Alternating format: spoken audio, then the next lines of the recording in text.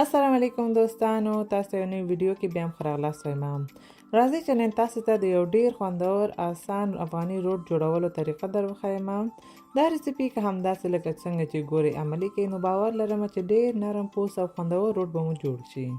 د دې ریسیپي لپاره به اول یو غټې کاسې کې 2 دانې هګۍ، د یوې پیالې دریمه حصه یعنې یو پیالې نه لږ کم بوره، نیمه پیاله نیم ګرم شیدې، نیم پیاله غوړي، یوه غټه قاشقه بیکینګ پوډر، یوه وړه قاشقه میده شوی هیل او یوه غټه قاشقه خمیره به واچوئ. دا ټول مواد به ښه سره ګډ کړئ.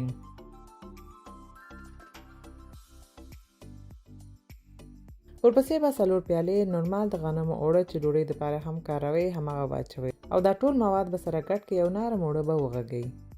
دا چې دا اوړه نرم وي او لاس پورې ډېر په اسانه نه خلي نو ښه به دا وي چې دستکشې واغوندئ تر څو په اسانه سره وکولی شئ چې اوړه وغږئ.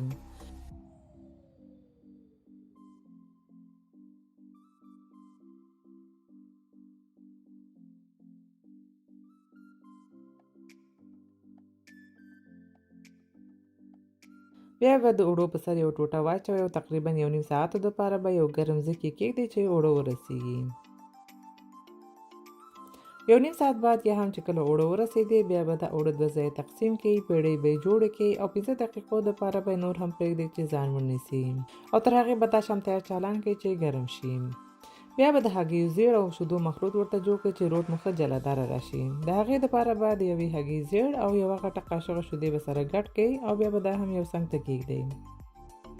اوس به نو یوه دانه پیړۍ راواخلئ، لاس به هم لږ غوړیو سره غوړ کړئ تر څو بیا په اسانه وکولی شئ چې پیړۍ هوار کړئ.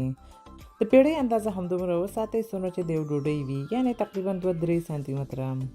ورپسې به نو په سر ډیزاین جوړ کړئ. تاسې کولی شئ لکه څنګه چې ویډیو کې ګورئ داسې یو ډیزاین پرې جوړ کړئ او یا هم هر رقم چې خپله خوښیږي هماغسې کولی شئ جوړ کړئ.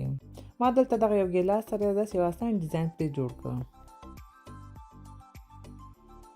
ورپسې به نو د هګیو زیړ او شیدو مخلوط مو چې جوړ کړی و هغه به یې په سر ووهئ. که مو غوښتلو نو کولی شئ لږ سیادانه او کونځلې هم پرې واچوئ.